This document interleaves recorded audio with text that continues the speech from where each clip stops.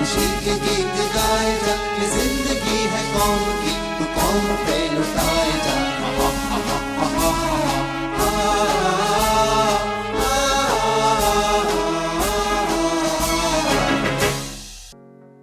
अभी तक आपने सुना जापानी सेना के अफसर इंफाल मिशन को अपने सम्राट के जन्मदिन पर पूरा करना चाह रहे थे। वो इस टारगेट को पूरा करना चाहते थे। अपनी भावनाएं वो नेताजी सुभाष को भी बता चुके थे। इंफाल का उपहार देना चाहते हैं अपने सम्राट को, लेकिन कम समय बचा था। यामामोटो जापान और आजाद हिंद के फौजियों को इंफाल हासिल करो का फरमान दे चुके थे। रसद को लेकर जापानी अफसरों की बड़ी चिंता थी। मुतागुची ने सातो से संपर्क किया। अब आगे। सातो, दीमापुर पर धावा बोलो, तुम्हारी सारी समस्या हल हो जाएगी। जनरल, ऐसा क्या है दीमापुर में? सब कुछ है दीमापुर में। धान्य शस्त्रों का भंडार है, जीप है, गाड़ियां हैं। उस पर कब्जा हो गया तो दुश्मन का रास्ता बंद हो जाएगा। बहुत कुछ हमारे हाथ लगेगा। मिस्टर मुतागुची, मैं कहां इनकार कर रहा हूं, लेकिन घने जंगलों से बाहर निकलना आसान नहीं होगा। यहां से सर भी बाहर निकला तो दुश्मन का बारूद बरसने लगेगा। ऐसा हुआ तो जिम्मेदार फिर कौन होगा? सातो, तुम हमले की तैयारी करो, मैं हवाई सुरक्षा देने के लिए तैयारी करता हूं। दीमापुर पर कब्जा करना है, मतलब कब्जा करना है। ठीक है, जैसा आप चाह रहे हैं वैसा ही होगा। मैं रंगून में कवाबे से बात करता हूं।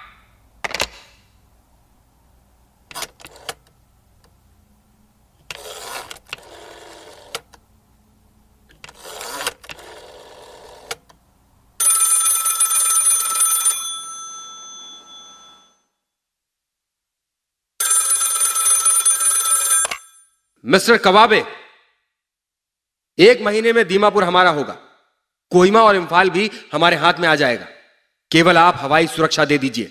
मिस्टर मुतागुची, पता करता हूं ताजो की 5वीं एयर डिवीजन को लेकर चंद्राबोस से भी संपर्क करता हूं। उन्हें हेडक्वार्टर बुलाता हूं।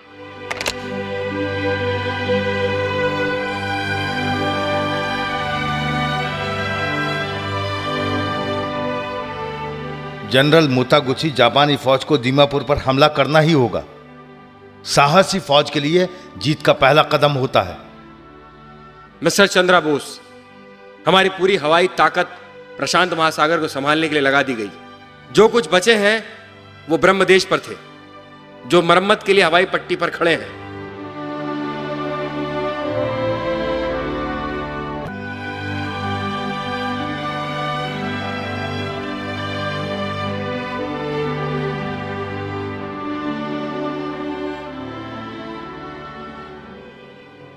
कोहिमा में ब्रिटिश और जापानी सेनाएं आमने सामने थीं। ब्रिटिश सेना का नेतृत्व कमांडर रिचर्ड्स कर रहे थे। उनकी रातों की नींद उड़ी हुई थी। जापान इंफाल मिशन को लेकर वो चिंतित थे। एक दिन वो खबर आ ही गई जो रिचर्ड्स को परेशान करने वाली थी।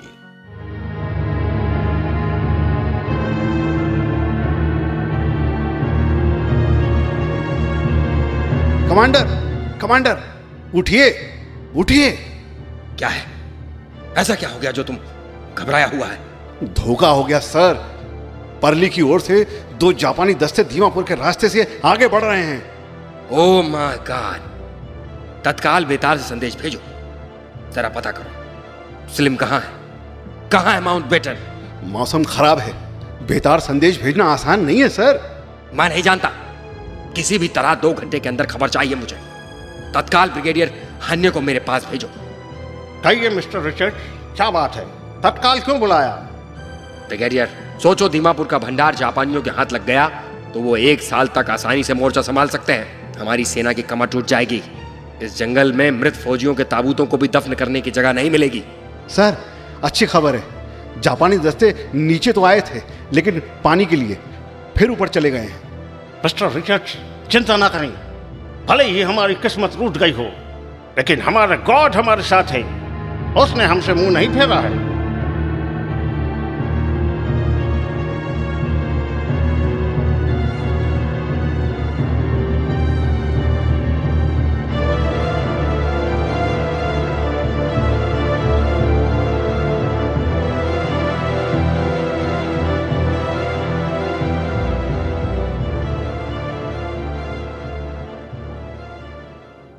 कोहिमा की युद्ध भूमि, रात का अंधेरा और सातों की बेचैनी।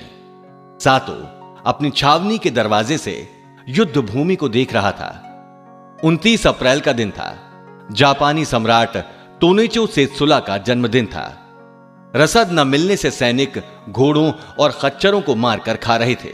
खानपान से बीमार हो रहे फौजियों की सातों को बड़ी चिंता थी।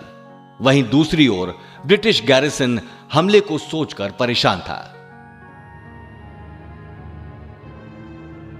मुतागुची हमें रसद भेजने वाले थे, पहुंच गई है क्या? सर, रसद का इंतजार करते करते मरने से अच्छा होगा दुश्मन से लड़कर जान दे दें। मुतागुची, इशारा क्या है तुम्हारा? आप हमें रात में ही हमला करने का हुक्म दीजिए। हम हर मुश्किल को पार करते हुए दीमापुर पर हमला बोलते हैं। खुद भी जलेंगे और दीमापुर को भस्म कर देंगे। मैं तो हुक्म का गुलाम हूं, जो ऑर्डर आता है उसका पालन करता हूं। कहीं से लिखकर मिला है दीमापुर पर हमला करने का। जैसा आदेश मिल रहा है वैसा ही कर रहा हूं। बस मेहरबानी करके आगे से मुझे सलाह ना दे बस। परंतु श्रीमान, स्वयं जनरल मुतागुची भी आगे बढ़ते हुए काले माओ के पास तक आ पहुंचे। उनका कहना है कि किसी भी कीमत पर लड़ाई जीतनी है। आप झिझकते क्यों हैं? मैं मूर्ख नहीं हूं और डरपोक तो हूं ही नहीं, परंतु किसी मूर्ख की मनोकामना पूरी करने के लिए अपने डिवीजन को खतरे में नहीं डालूंगा। अभी आप मेरे पास से चले जाइए बस।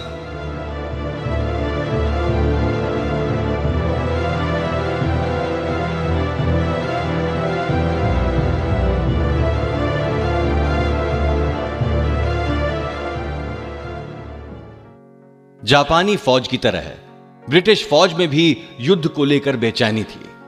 जापानी फौज ने कोहिमा का रास्ता बंद कर रखा था। निप्पो की 2 डिवीजन फौजों ने स्कून्स के गले में फंदा डाल रखा था। वो पीछे हटने का नाम नहीं ले रही थी। इंफाल की ओर से भेजे गए विमानों ने स्कून्स की चिंता और बढ़ा दी थी।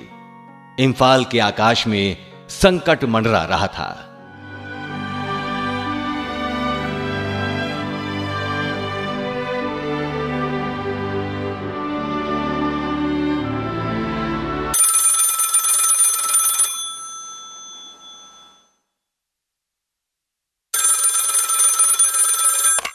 हेलो हेलो, मैं माउंटबेटन बोल रहा हूँ। Yes sir. क्या प्रोग्रेस है? सर, गांठ वैसी की वैसी उलझी हुई है। जापानी सैनिक पीछे हटने का नाम ही नहीं ले रहे हैं। तुम्हें जो सही लगता है वो करो, लेकिन कैसे भी जापानियों का घेरा तोड़ो। आजाद हिंद फौज के दस्तों को लालच देकर फोड़ो। वो जो चाहे उनकी बात मान लो, उन्हें आगे नहीं बढ़ने देना है।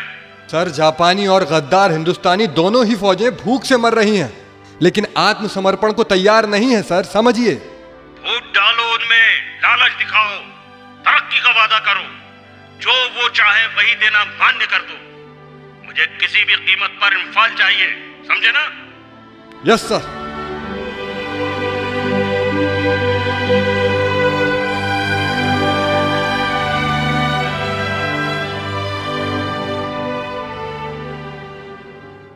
सुभाष रेजिमेंट्स को कूच करने का आदेश मिल गया था। तामू होते हुए आगे कोहिमा की ओर बढ़ने को कहा गया था। आदेश मिलते ही शाहनवाज खुश हो गया। अंततः सुभाष रेजिमेंट्स आ पहुंची। यहां आजाद हिंद और जापानी फौजों का शिविर था।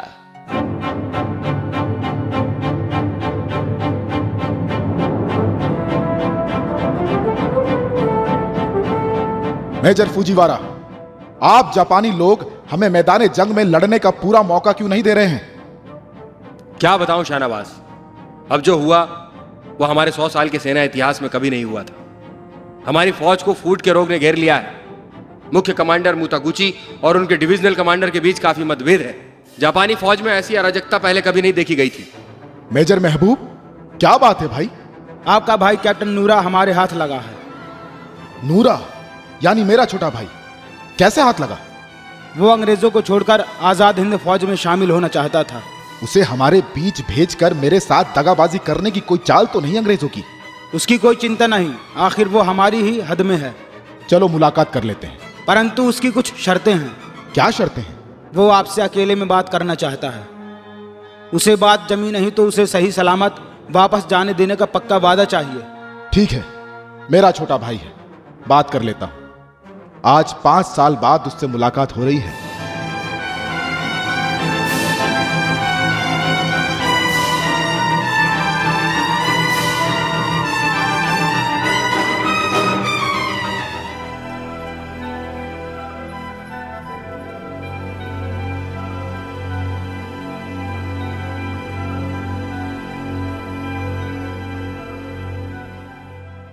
भाईजान, आपका ये हाल मुझसे देखा नहीं जाता। कितने दिन हो गए आपने ठीक से खाना नहीं खाया। नूरा, किसे फुर्सत है दिन गिनने की। इस जंगल में हम केवल अंधेरे और उजाले का हिसाब ही रख पा रहे हैं। लेकिन नूरा, मेरे भाई, तुम्हें देखकर खुशी हुई। लेकिन आपके बदन पर यह निशान और सिर पर घने बालों का जंगल क्यों है? कुपोषण से आपका शरीर कितना दुबला हो गया है। नूरा, इस दुनिया में तुझे छोड़कर मेरा कौन है? तुझे मैं अब जाने नहीं दूंगा। चल, हम दोनों भाई हिंदुस्तान की आजादी के लिए जंग करेंगे। नेताजी सुभाष हमारे प्रधान सेनापति हैं। भाईजान, ये आपको क्या हो गया है? खाली पेट रहकर दर दर भटकने से आजादी नहीं मिलेगी। तू ही बता क्या करें। भाईजान, देहरादून के अवार्ड विनर हैं आप। इंग्लैंड का बादशाह दयालु है, उसके रहमो करम की सीमा नहीं है। आप बस हाँ कर दें, आपको मेजर जनरल की तरक्की के साथ स्पेशल कमांड मिल जाएगी। क्या करना होगा मुझे उसके लिए? आपको सार्वजनिक रूप से स्वीकार करना होगा कि बोस के बहकावे में आ गए थे बस आप। मुझे तो पहले ही शक हो रहा था कि मेरी बदहाली में तू इतनी हमदर्दी क्यों जता रहा है। नूरा, उल्टे पैर वापस चला जा। भाईजान, एक बार फिर सोच लो, मैं भाई हूं, दुश्मन नहीं हूं। साउथ ईस्ट एशिया कमांड के सर्वे सर्वा माउंटबेटन खुद आपके स्वागत के लिए इम्फाल आने को तैयार है। भाईजान, खुदा इस जन्म में ऐसा मौका फिर नहीं देगा। अरे लड़के, इस शरीर से आत्मा निकल जाने के बाद क्या बचता है? अरे कितनी धन संपदा कमा लो, लेकिन मौत तो होनी है। लेकिन खाक से बुत गढ़कर जान फूकने वाला नेताजी जैसा जादूगर कभी कभी जन्म लेता है। केवल नेताजी की जबान की इज्जत रखने के लिए हम यहां यातनाएं सह रहे हैं। अंतिम सांस तक हम दिल्ली की ओर बढ़ेंगे। लेकिन भाईजान, आपका भविष्य मुझे बहुत चिंता होती है। हम सब बहुत पहले ही इन चिंताओं से परे जा चुके हैं। नेताजी ने सबल हिंदुस्तान के लिए जो यज्ञ प्रारंभ किया है, मैं तो उसकी एक आहुति हूं। कल मरना है तो आज ही क्यों नहीं? परंतु भाईजान, आपको मिलने वाली कमांड स्वयं माउंटबेटन देख रहे हैं। यह बात मेरी नजर में बहुत छोटी है। अरे वो माउंटबेटन क्या लगता है तेरा? इंग्लैंड की महारानी की एक मामूली सेवक। और यहां नेताजी हमारे दिलों पर राज करते हैं, बेताज बादशाह की तरह। क्या कर रहा है मुझे कमांड लेकर? लेकिन गुलाम हिंदुस्तान जैसा गरीब देश का उद्धार करने वाले गांधी जी और नेताजी जैसा जननायक कभी कभार ही जन्म लेता है। कौन? मेजर महबूब? तुम हमारी बातें सुन रहे थे? सोचो, यदि मैं नूरा की बात मानकर उसके साथ चला जाता तो तुम क्या करते? पल भी नहीं लगाता तुम दोनों भाइयों को शूट करने में। अरे पागल, एक बात पर पक्का भरोसा रखना। 38 करोड़ देशवासियों के लिए नेताजी ने अपने जीवन को आग के हवाले कर दिया। और जिन यातनाओं और मुसीबतों का वो सामना कर रहे हैं, उन्हें सहन करने की ताकत तो देवी देवताओं में भी नहीं होगी। अरे भाई तो भाई, मेरा खुदा भी यदि नेताजी से अलग करना चाहे तो मैं उसे भी दूर से सलाम करूंगा और उल्टे पांव लौटा दूंगा। अब तो जब तक जिंदगी है, नेताजी का साथ ही मेरे जीवन का मकसद है।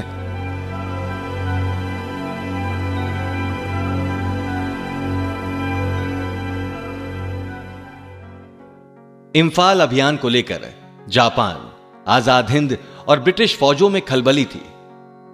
देरी से चौतरफा घबराहट भी थी। नेताजी तो बेहद परेशान थे। उन्होंने मुतागुची से संपर्क किया और चेतावनी भरे लहजे में अपनी बात कही।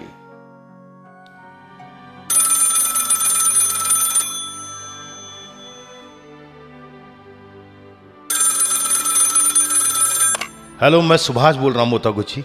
हेलो, कहिए चंद्रा बोस, क्या बात? जनरल, मैं कल ही अपने आजाद हिंद विमान से उड़ान भरकर वहां पहुंच रहा हूं। कहां पहुंच रहे हो मिस्टर चंद्रा बोस? इम्फाल के पठार पर। मेहरबानी कर ऐसा दुस्साहस ना करें। जनरल, बिना पानी के मछली रह सकती है, माता की गोद के बिना बच्चा रह सकता है, लेकिन मैं हिंदुस्तान की माटी को सिर पर लगाए बिना नहीं रह सकता हूं। मिस्टर बोस, अमेरिकी विमान आसमान पर गश्त कर रहे हैं, अनर्थ हो जाएगा। क्या होगा? विमान जलकर खाक हो जाएगा, यही ना? क्या होगा? मेरा शरीर जलकर खाक हो जाएगा। सुभाष शहीद होगा ताकि भारत माता का उद्धार हो। ऐसा पागल पर मत करना चंद्रा बोस, संयम रखो। इम्फाल में हर कदम पर खतरा है। मैं आपको यहां आने की सलाह नहीं दूंगा। इम्फाल ना सही, मैं भी होकर आता हूं। उसमें 15 दिन लगेंगे। रास्ता बेहद खतरों से भरा है। जनरल, मुझे कोई परवाह नहीं। आप आजाद हिंद फौज की जान है। आपका उन्माद से भरा यह व्यवहार ठीक नहीं है। मुझ पर और जापानी फौज पर भरोसा रखो। मान लो सेना के हौसले पस्त हो जाएं, लेकिन आपका मुतागुची तो जीवित है ना। मित्र, आप मुझ पर भरोसा रखें। इम्फाल अभियान कामयाब होगा। इम्फाल के लिए मेरे शरीर का एक एक रोम बेचैन है। मैं आपको एक अच्छी खबर देता हूं चंद्रा बोस। हम भले ही खतरे में पड़ गए हैं, लेकिन दुश्मन के खेमे में भी सब कुछ ठीक नहीं है। इम्फाल की रक्षा को लेकर ब्रिटिश फौज की नींद उड़ गई। बारिश मेरे रास्ते की बाधा बनी हुई है, लेकिन अब हर हाल में आगे बढ़ूंगा। जैसे ही निप्पो और आजाद हिंद की फौजें इम्फाल में घुसेंगी, मैं आपको तत्काल संदेश भेज दूंगा। तब प्रसन्न होकर इम्फाल के दरवाजे पर आपका यह दोस्त आपका वेलकम करेगा।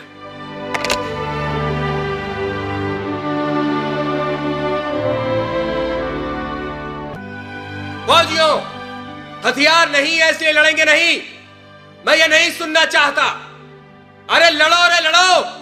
बारूद खाना खाली होने का बहाना बनाकर हाथ पांव ढीले ना करो। गोलियां नहीं है, संगीनें तो हैं। वो भी नहीं तो हाथों से लड़ो। हाथ कट जाए तो पैरों से लड़ो। दांतों से दुश्मन का मांस नोच लो। हमें अपनी आन बान शान को नहीं भूलना है। अब बस इम्फाल फतेह, इम्फाल फतेह।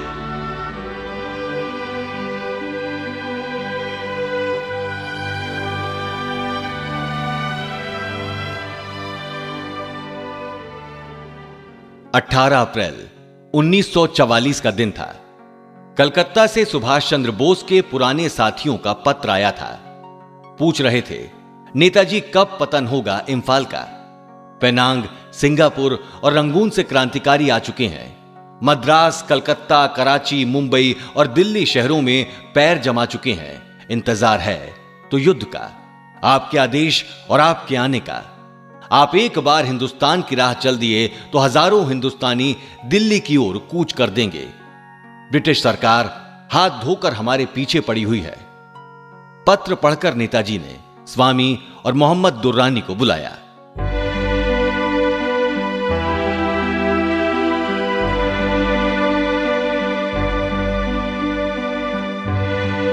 स्वामी, हमारी योजना के हिसाब से इम्फाल जल रहा है, पर हिंदुस्तान के अंदर विद्रोह की आग कब भड़केगी? नेताजी, तैयारी तो पूरी है। स्वामी, लेकिन कुछ दिखाई तो नहीं दे रहा। नेताजी, हमारा एक दल कोणार्क के सूर्य मंदिर के पास भी उतारा गया है। लाला शंकर लाल और शीलभद्र से दिल्ली की ओर हुई तैयारी का भी हाल मिल चुका है। इतना ही नहीं, नाथालाल पारिख के गुजरात में फार्म पर अपना एक दल पहुंच चुका है। लेकिन जैसा विद्रोह चाहिए वैसा विद्रोह क्यों नहीं हो रहा? तुम भी तो कुछ बोलो दुर्रानी, चुप क्यों हो? सर, हमारी भावलपुर बटालियन को फौज में हिकारत से लेबर बटालियन कहा जाता है, परंतु असली मेहनत तो हम ही करते हैं ना। दुर्रानी, तुम्हारे बहावलपुर का एक बहादुर शौकत मलिक हमारे आजाद हिंद फौज का शेर बन गया है। उसने मोइरांग पर तिरंगा फहराकर अपनी 7 पीढ़ियों का नाम रोशन कर दिया है। परंतु आपकी अपनी करनी क्या है? यहां वहां की बात किए बिना कोई ठोस काम कीजिए। सर, हिंदुस्तान एक खतबदाता बारूद खाना बन चुका है। सीधे सीधे बोलो, क्या बोल रहे हो? सर, चोपड़ा, दुबे और अमरीक सिंह के दस्ते वहां के लिए कब के रवाना हो चुके हैं। ये ऑल इंडिया रेडियो है। जापान के कुछ एजेंट हिंदुस्तान के सागरी तटीय इलाकों में घुस गए हैं। उनमें चोपड़ा, दुबे और कई नाम हैं। केंद्रीय मंत्रिमंडल ने उनसे सावधान रहने की हिदायत दी है। इन्हें पकड़ने वालों को सरकार प्रति व्यक्ति 10,000 रुपए इनाम में देगी। इनके बारे में कोई जानकारी मिले तो पुलिस को बताएं। बंद करो ये रेडियो। ऐसा बताया जा रहा है कि इन लोगों को। दुर्रानी, ये क्या सुन रहा हूं मैं? सर, रेडियो ने जापानी एजेंट कहा है, आजाद हिंद वाले नहीं। ऐसी मूर्खता ब्रिटिश शासन नहीं कर सकते। हिंद वाला कहने पर माहौल गर्म हो जाएगा, क्रांतिकारियों की कार्रवाई तेज हो जाएगी। सुना है आजाद हिंद फौज में फूट डालने के लिए पाकिस्तान का एक दांव खेला जा रहा है। मुस्लिम अफसरों को बड़े पदों पर बैठाने का लालच दिया जा रहा है। ये देखिए, कुंदन सिंह ये पत्र लेकर आया है। इसमें लिखा है, तुम मुसलमानों एक बंगाली का साथ निभा रहे हो। शर्म और मजहब को छोड़कर तुम लोग हिंदुओं से भी बढ़कर बोस की सेवा किस लिए कर रहे हो? वो ढोंगी गांधी और ये सुभाष दोनों ही मौका परस्त हैं और पक्के हिंदूवादी हैं। गांधी की तरह ही सुभाष भी हिंदू राष्ट्र का हिमायती है। हिंदुओं के गुलाम मत बनो, पाकिस्तान के लिए काम करो। जिन्ना साहब के लिए अपनी जान कुर्बान चुप करो। रहो दुर्रानी, इसका एक भी जहरीला शब्द अब मैं सुनना नहीं चाहता। पाकिस्तान शब्द सहन करने से बेहतर है मर जाना। जब तक आजाद हिंद फौज में फूट डालने की कोशिश करने वाले का पता लगाकर आपके सामने पेश नहीं कर देता, मेरा चैन से बैठना हराम है सर।